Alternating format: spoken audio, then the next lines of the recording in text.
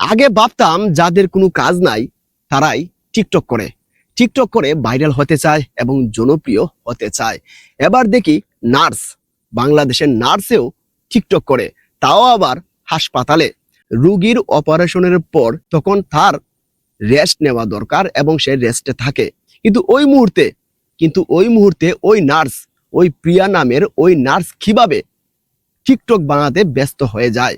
So এই ভিডিওটি viral হওয়ার পর ওই হাসপাতালকে সিনগালা করে রাখা হয়। আগে ভাবতাম যাদের কোনো কাজ নাই তারাই টিকটক করে ভাইরাল হতে চায় এবং জনপ্রিয় হতে চায়। এবার দেখি নার্স, বাংলাদেশের নার্সেও টিকটক করে, তাও আবার হাসপাতালে। রোগীর অপারেশনের পর তখন তার রেস্ট নেওয়া দরকার এবং সে রেস্টে থাকে, কিন্তু ওই মুহূর্তে ওই নার্স, ওই প্রিয়া নামের ওই নার্স কিভাবে টিকটক বানাতে ব্যস্ত হয়ে যায়।